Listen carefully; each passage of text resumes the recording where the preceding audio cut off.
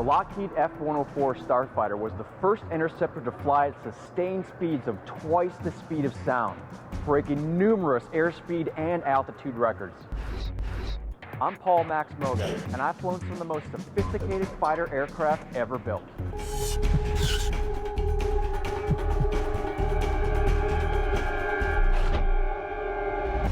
Because of its missile-like appearance, its long, thin fuselage with stubby wings, it was nicknamed the Missile with a man in it.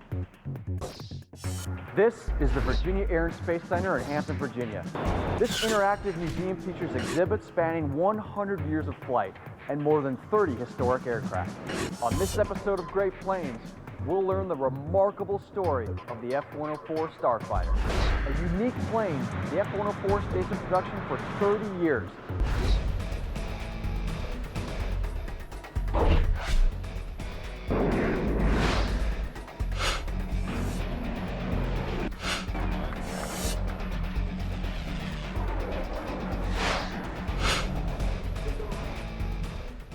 My name is Kenneth Flick. I'm the Educator Resource Manager here at the Virginia Air and Space Center. Hey Ken, great to meet you. It's nice to meet you too. Thanks for taking the time to talk to us today. We're talking about the F-104 today, and I can see one hanging from the ceiling right over top of us. What can you tell me about this specific airframe? Where did you guys acquire it from? Well, it's on loan from the United States Air Force. It was built and delivered to the Air Force in 1959. It actually is a Vietnam veteran. Wow. That's rare. Yes, it is, especially for the 104. It flew in Vietnam in 1965, 66, and 67 on 3 tours. This is the way the aircraft looked originally when it was delivered to the Air Force in 1959. Encounters with the MiG-15 during the Korean conflict causes an outcry from Air Force fighter pilots for an aircraft that can outperform their F-86 Sabres but is less complicated to fly.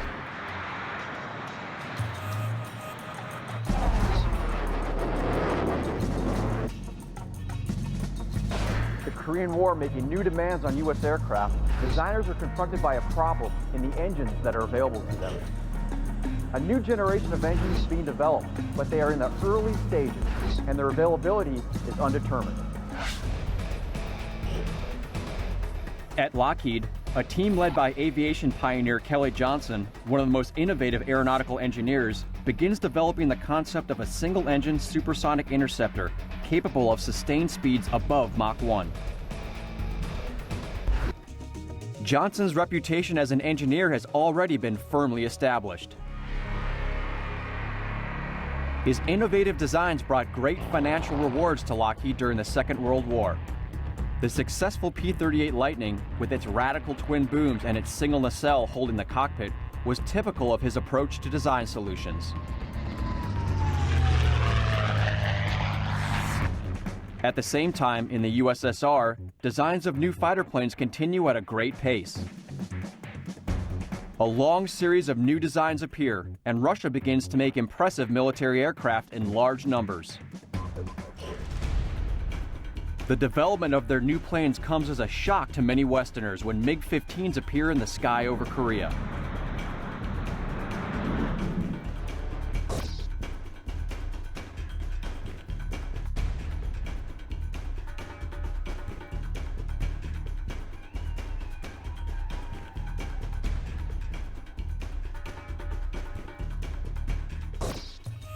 U.S. pilots, hard-pressed in their Sabres to keep on top of the MiGs, request radical new planes to give them back the advantage.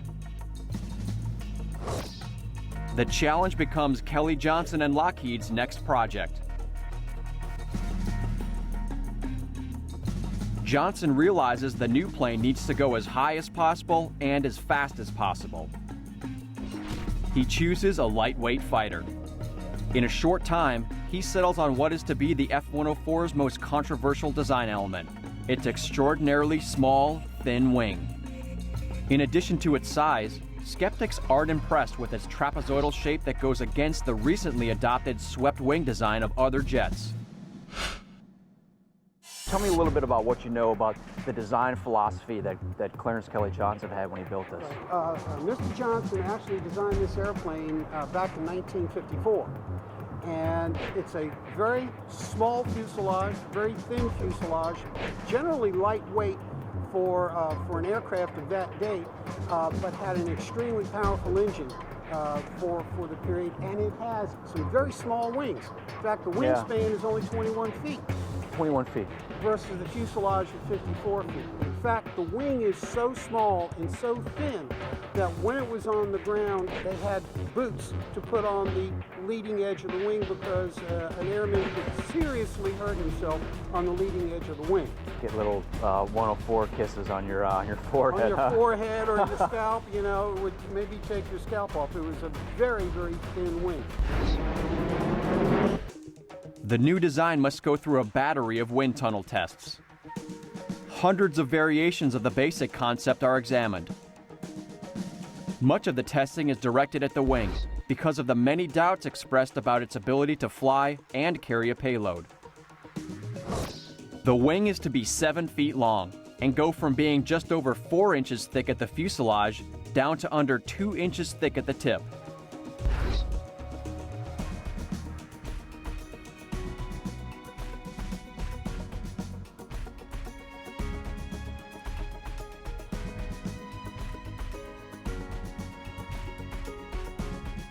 A new boundary layer control system is needed to direct air from the engine over the trailing flaps, improving lift and safety on landing.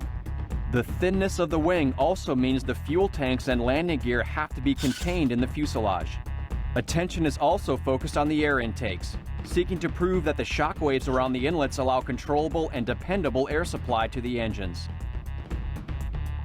Footage taken near Mach 2 shows shock waves around the model, demonstrating the pressure loads in the ducting under various flight conditions.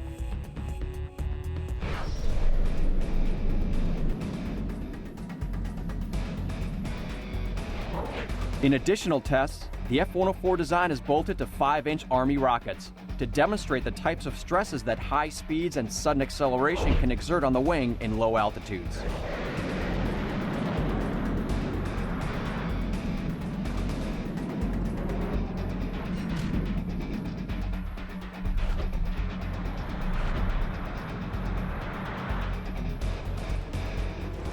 The plane's tail is designed to be very thin, and many people aren't convinced it is strong enough to steady the plane in flight. Once again, the tests help the team to sort out the best combination of elements. The overall development period, including hundreds of models, will be completed in just 2 years.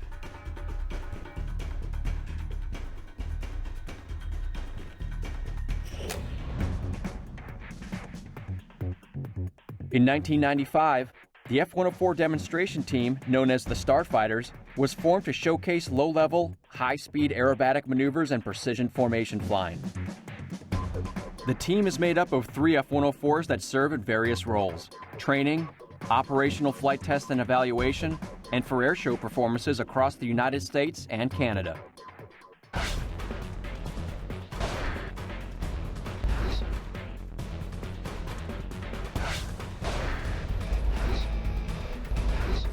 During the Korean conflict, U.S. pilots come face-to-face with the Soviets' highly maneuverable swept-wing MiG-15.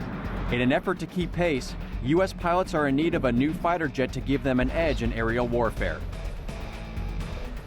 Lockheed hopes their F-104 prototype will be the solution to the MiG problem and starts testing the drastically new lightweight design.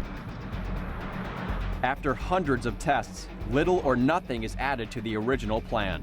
And with the F-104's design sound, a contract is issued for 2 planes to be built. In 1953, with the design of the new F-104 finally agreed upon, manufacturing begins. The first step in the fabrication creates the 3 fuselage models to full scale. Simultaneously, the jigs to cradle the whole planes are built. All over the workshop, manufacturing of the parts begins. The planes on an experimental production run are essentially hand-built. In a flurry of activity after the receipt of the March 1953 contract, Lockheed clears production space, constructs a wooden mock-up, and then, without stopping, builds the two prototypes. The first flight is to take place only 12 months after the signature of the contract. The achievement in the 12 months is astonishing. It is a leap forward in aviation and technology. This kind of accelerated design would be unheard of in today's fighters.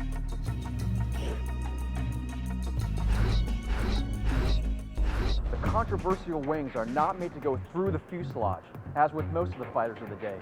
They are bolted to the side with heavy-duty precision-forged aluminum fittings that tie into the wing skin. What Johnson designed is very straightforward in some ways. Ask for a plane that can fly higher and faster than the MiGs, he produces a manned missile.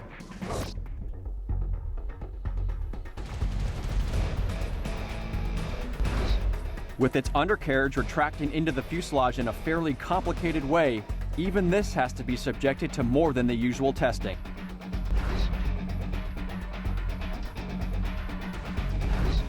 The Air Force has never seen a design this drastic before, and puts its trust in the Lockheed and Johnson names. But the F-104 is definitely on trial.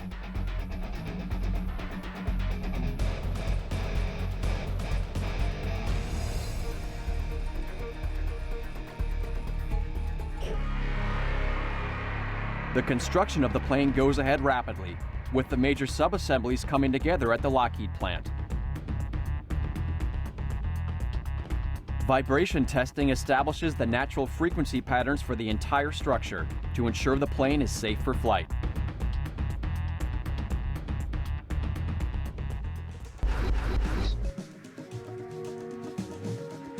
On February 25, 1954, the F-104 prototype leaves the Lockheed plant under tight security and is transported to Edwards Air Force Base in California. The crews immediately begin a thorough round of pre-flight ground checks of the plane's systems in preparation for its first flight.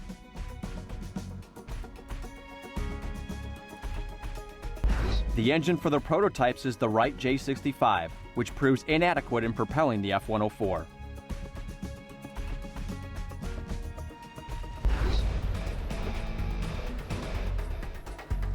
With the first flight a few days off, the engine is tested continuously.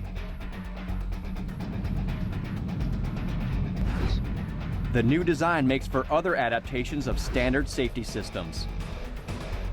In case of emergency, pilots ejected downwards to avoid being hit by the jet's tail. While obviously of no use at low levels, this system allows for a simplified layout in the cockpit and the arrangement of the canopy in the seat itself. Because of the danger of ejecting pilots straight into the ground, later starfighters use conventional seats, firing upward.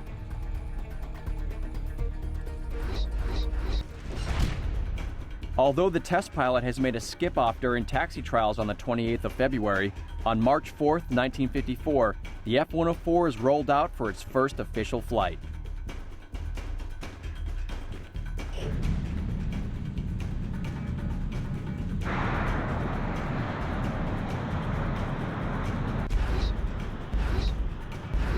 Satisfied that all is well, he starts down the runway and lifts the F-104 into the air for the first time.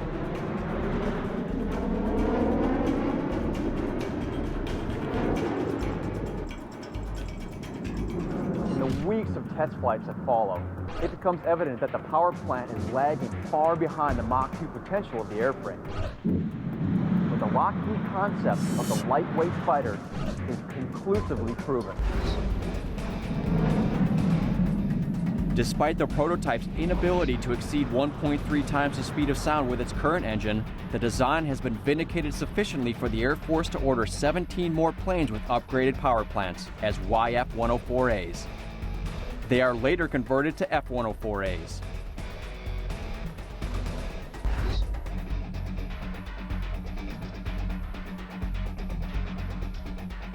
The jets are equipped with General Electric's J79 engine, with higher thrust and less weight.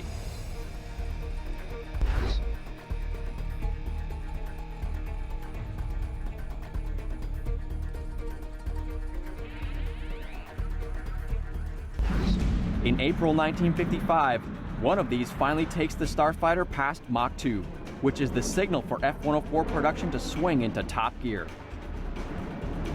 For the moment, the intense testing of the two prototypes continues. The prototypes, seen here flying together, are both to be lost in accidents during the test period, which is long and troubled. There are many incidents where bugs in the plane's engine or its other equipment are encountered, often in situations that are very dangerous.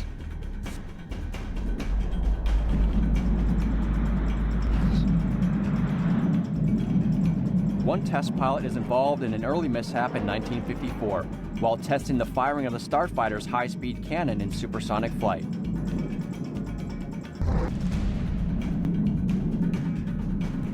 After a trouble-free first firing, he starts the plane on another run, ready to fire the gun again. This time, something goes dreadfully wrong, and the plane loses all engine power.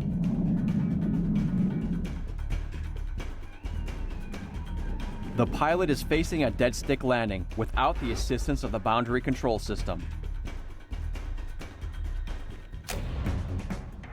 The F-104 had a 50-year military operational history and served in various roles for 15 countries, including the US and Canada.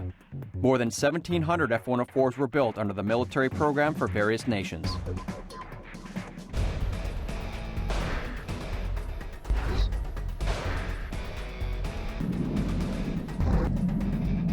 During high-stake test flights of the new F-104, the single engine cuts out in mid-flight.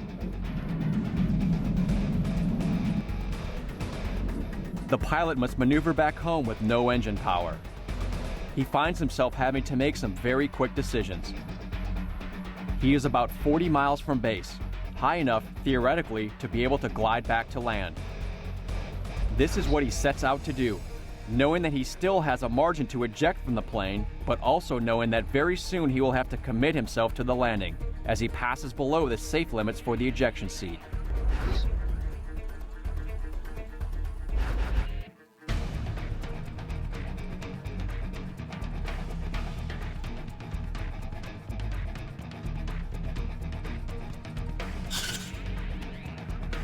Even before the hatch is opened, a dirty smudge of smoke shown on the fuselage confirms that the gun has caused the problem. Behind the gun, in the gun compartment, is a hole blown into the plane, where a cartridge has ejected backward through the gun base plate. Relieved that the malfunction is in the gun and not the airframe, the engineers fix the plane and the tests go on. The repaired prototype goes back to the gun testing, but 4 months later there is to be a recurrence of the problems with the cannon. The F-104 levels out for its second firing run of the day.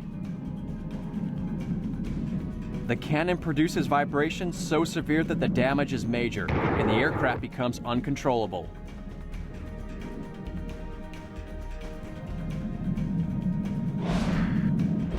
At 50,000 feet, the pilot ejects from the crippled plane.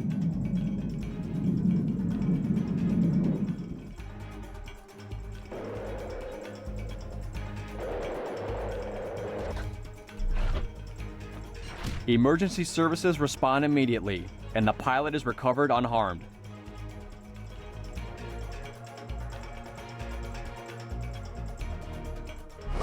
The Starfighter is a total loss. The first of many F-104s to be written off in crashes.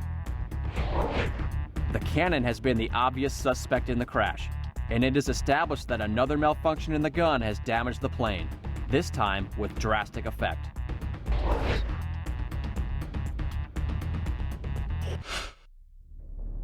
One of the weapon systems that the F-104 has is a 6-barrel 20-millimeter Gatling gun, the Vulcan Gatling gun. In fact, very similar to the Vulcan cannons that were on the F-4 Phantoms in later years. The design borrows two features from the famous Gatling gun, first patented back in 1862. Both have a rotating cluster of barrels, and both are externally driven. Rigidly clamped together, the 6 barrels give each other support, and the system does not have the whip of a single barrel. In addition, the arrangement centralizes the recoil of the gun.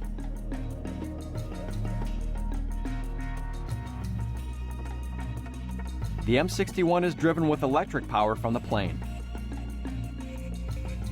Each round is fired independently, eliminating the erratic recoil of multi-gun and gas-reloaded options.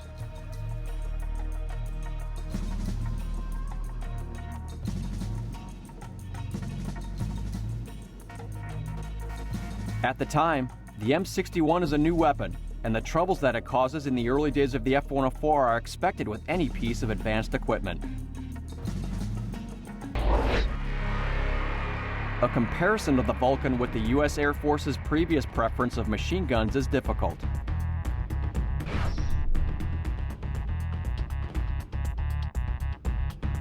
In hitting power, range, speed of fire, and the effects of the plane on the gun's actions, the Vulcan has such a wide margin of superiority as to render such an evaluation meaningless, even with consideration of multiple machine gun installations.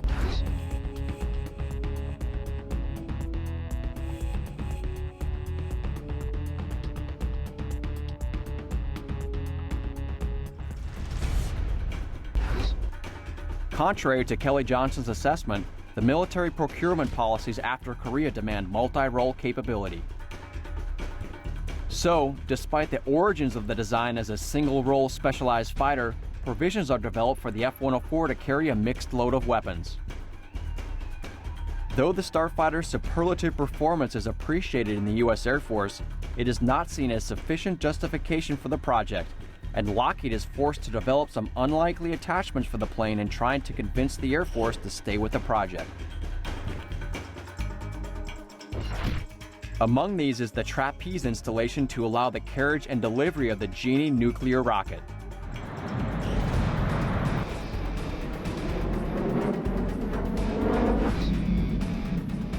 This clever launching mechanism is another product of Kelly Johnson's intuition. With the challenge that his plane cannot deliver this device over a combat radius of 650 miles, Johnson announces he can do it within 60 days. The Starfighter's fuselage is already fully occupied, and a major influence on the launcher is the need to keep it out of the way of the undercarriage.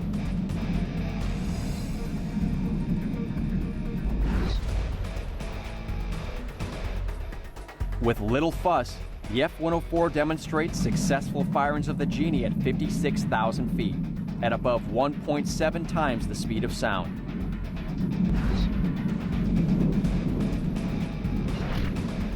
But the ability of the design to respond to such a challenge does it little good in the Air Force's eventual assessment.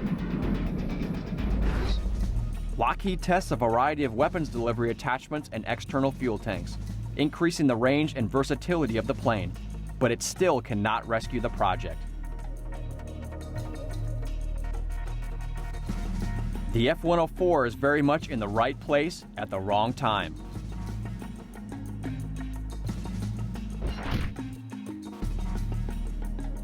While other fighters are getting bigger to do more things, Kelly Johnson has abandoned all but the essentials in getting the plane sized down to get Mach 2 out of a single afterburning turbojet. But this condemns the Starfighter to a very limited career with the U.S. Air Force. There is simply no way to cram all the rapidly expanding hardware of radars, aiming controls, and other new avionics into the little plane. But the fact that it can do a lot of things that its heavier counterparts cannot do is ignored.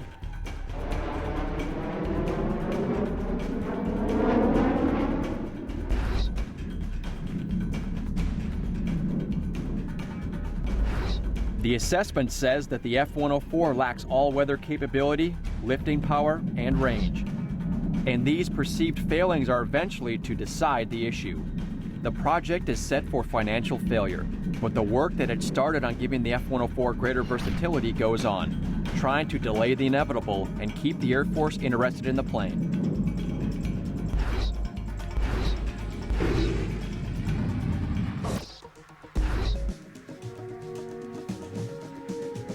The plane's weapons capability includes standard systems, like the Sidewinder. There is no question that the F-104 is in fact an effective firing platform. The plane thrives in the air superiority role it had been built for.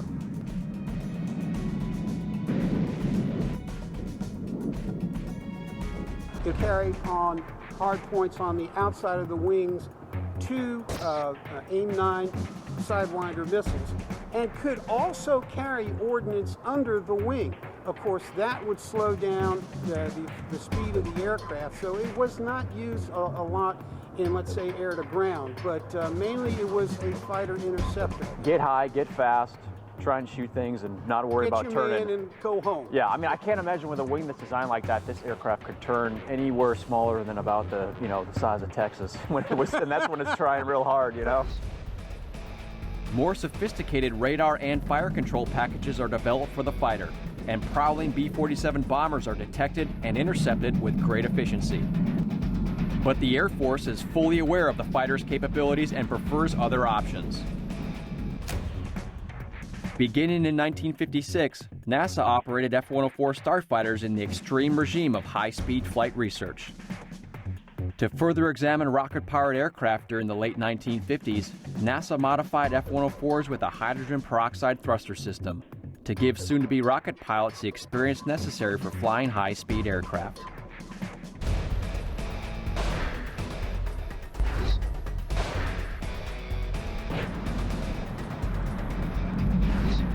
From the start, the Air Force attitude toward the F-104 is guarded. Before, the Air Force used to accept a new plane into use while it was still being tested, the fly and then fix principle. The F-104 is the first plane to be purchased on a fix then fly basis. As the prospect of large U.S. Air Force orders fade, another market is quietly revealing itself in Europe. The pure performance of the plane is remarkable. And with its rapidly expanding technical capability, it is maintaining a position as the design to beat. On top of the expansion in the weaponry of the plane, during 1958 and 1959, it is sent on a spree of record setting to reinforce the message of its potency. It held a lot of airspeed records and rate to climb records too. The fact is, in its career, it broke 7 world rate to climb records, including 15,000, 20,000, and 25,000 feet rate to climb. In 1958, the Starfighter soon makes up for its limited range by adding in-flight refueling technology. At the time, this is still very new and expensive.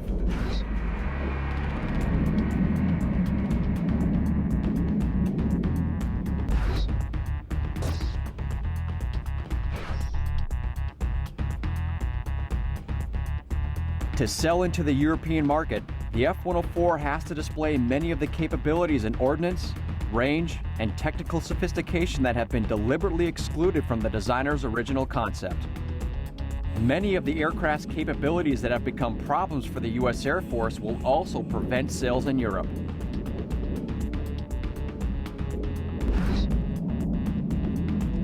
Even though it has evolved into a capable, multi-role, all-weather strike aircraft, the question marks already over the plane mean it has to not only succeed, but excel in the tasks set by its prospective buyers.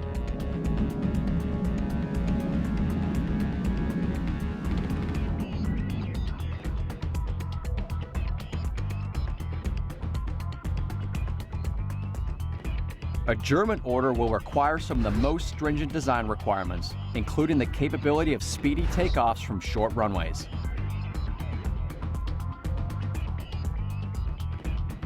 The plane displays that it has the strength to cope with this artificially shortened landing, but the challenge to the pilots is another thing entirely. The Luftwaffe is also concerned with the ability to deploy planes away from established runways in the event of a conflict. Lockheed successfully redesigns the F-104 to show that it can handle zero runway length deployments. First tested on an F-84, the zero runway length system uses truck-mounted rockets.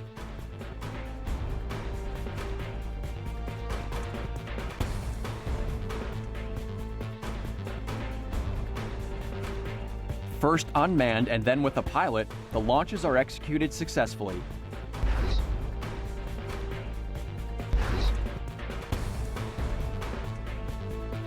Although zero launch capability is never adopted, it makes the Starfighter more valuable in the eyes of the Luftwaffe. West Germany has a pressing need for these kinds of innovations. At the height of the Cold War, it sits on the border between Eastern and Western spheres of influence. It is vital to demonstrate to its neighbors that West Germany has the capacity to defend itself successfully. NATO also needs new arms, and there is a healthy desire to standardize NATO armories. If the German call for new equipment can be met by Lockheed, many other orders could be won at the same time. One of the developments that sees the F-104 concept saved is the two-seat variant. U.S. fighters always seem to have a trainer or reconnaissance version that uses 2 seats, and the F-104 is no exception. The Germans are primarily after a ground strike aircraft, but are also looking for a jack of all trades, and a twin-seat variant is very much a part of their thinking. The F-104 also sees service as an efficient, high-speed test platform. In the specially built F-104N variant, the aircraft is fitted with hydrogen peroxide thrusters to give astronauts experience operating reaction controls in the thin air over 100,000 feet.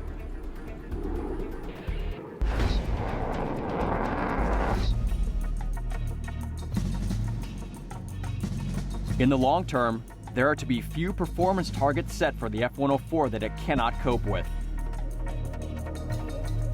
The pilots, however, are a different matter. There is never a certainty that any individual pilot will be able to cope with the plane.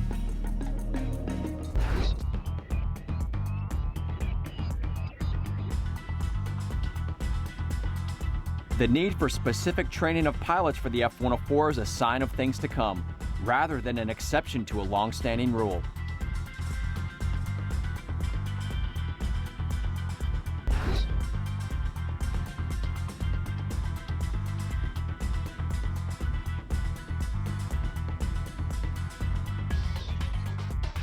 A properly trained pilot flying a well-maintained F-104 is not at risk.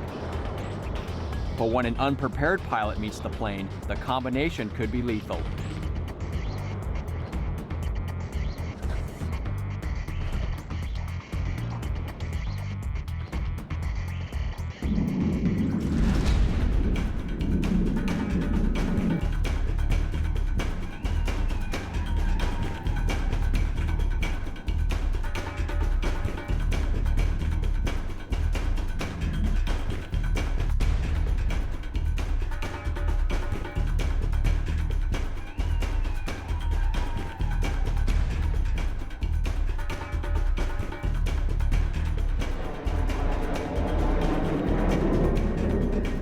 Lockheed's sales strategy includes a production offset package that will see the planes manufactured by cartels of European aviation companies.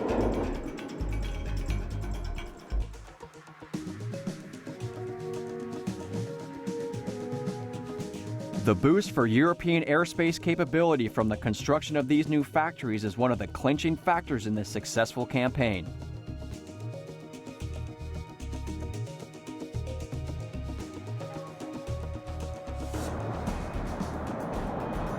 When it comes to the final NATO decision, the plane itself performs very well.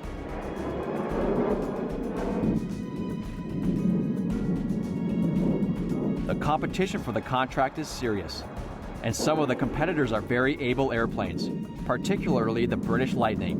But by the time the contract is decided, the F-104 has proved itself the outstanding aircraft in the competition.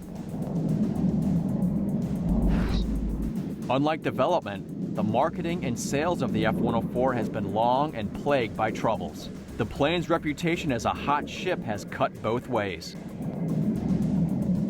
Its unquestioned speed and simplicity can be very unforgiving to the unwary pilot. There are to be over 8,000 flights in the pre-sale test series, using 52 aircraft. Several of the planes are lost through equipment malfunctions and pilot errors. But the Starfighter is without a doubt a pivotal aircraft in the post-war development of jet aircraft.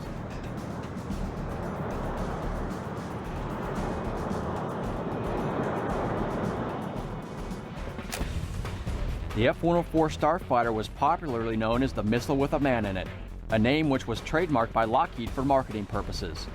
However, due to its deathly speed and dangerous reputation, it also acquired some not-so-flattering nicknames, like Widowmaker, Ground Nail, and even Flying Coffin.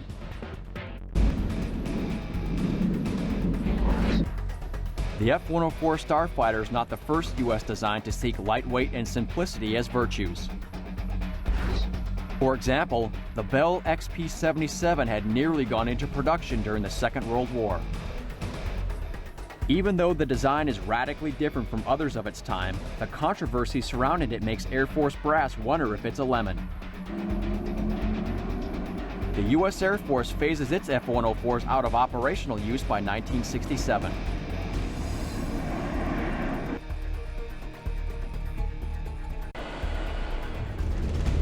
However, during Vietnam, before the F-104s are completely out of U.S. service, some are to be deployed to Southeast Asia as high-flying MiG-cap for the B-52s and in low-level tactical support strikes.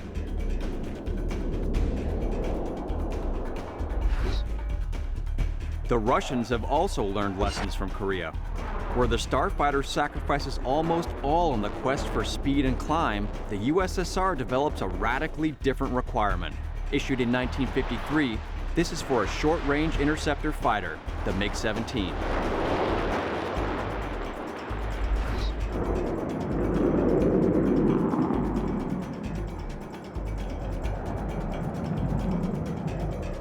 High performance is stipulated, especially in speed, climb rate, and rate of turn. The primary armament is to consist of air-to-air missiles, internal cannon, and a light ground support bomb load.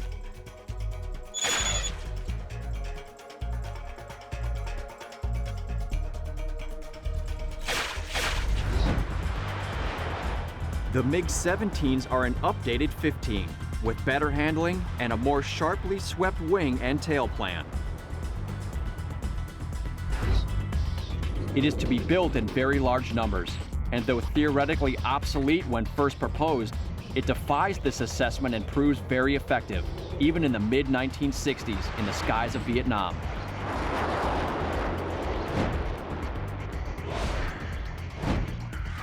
U.S. thinking is totally different. The concept of a simple, stripped-down fighter aircraft is no longer in fashion. The F-104's fellow Century Series aircraft all share a commitment to complex state-of-the-art technology, each with varying degrees of success. The F-101 Voodoo, F-102 Delta Dagger, and the F-106 Delta Dart see limited service in Vietnam. They all reflect, in their way, the concept of the fighter as a standoff missile launch platform. Theoretically, they are all specialized aircraft devoted to facets of an overall fighter spectrum. During their careers, these divisions tend to fade, as each developed multi-role capability. The F-101 in particular grows into different uses. It is doubtful that any of the other planes in the Century series can compete with the Starfighter.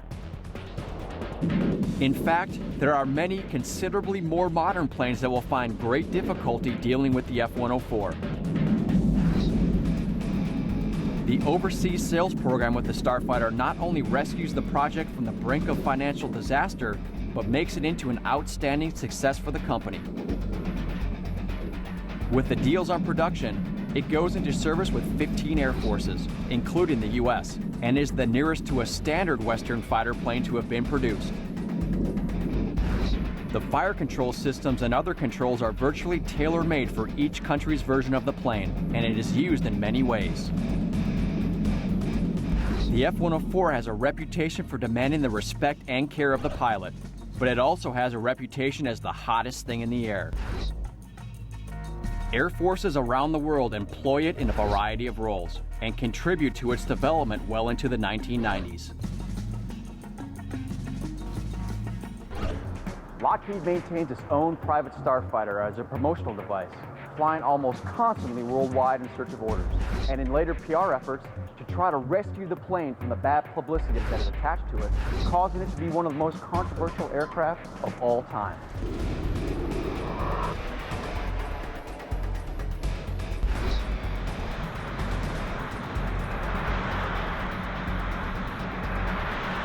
It is in this plane that Jackie Cochran, hero of the 1930s Bendix races and the Second World War Wasps, becomes the first female Western pilot to break the speed of sound.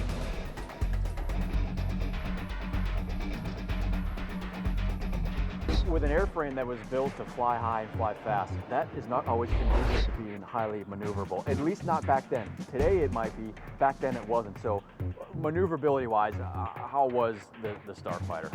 Quite frankly, it wasn't the greatest maneuvering aircraft design, again, because of the smallness of the wings. So it took a lot of area to make a turn. Put a lot of G's, especially at the speeds, put a lot of G's on the pilot. So if you want to say one of the disadvantages of the F-104, it would have been in its maneuverability. What it lacked in maneuverability, it more than made up in speed and firepower. So straight lines, little hooks. Straight line, little hooks. Shoot first and keep on going. The problems of the F-104, from the unavailability of powerful enough engines for the prototypes and then the unreliability of the J-79, continued throughout its early career.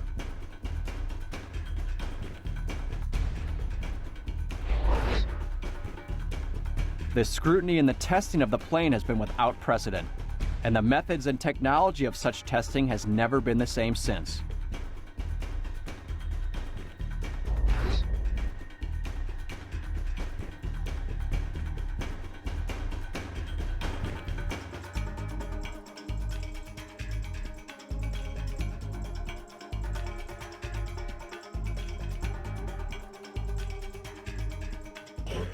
Despite being saddled throughout its lifetime with a horrible reputation and seemingly never free from controversy, the F-104 is vindicated.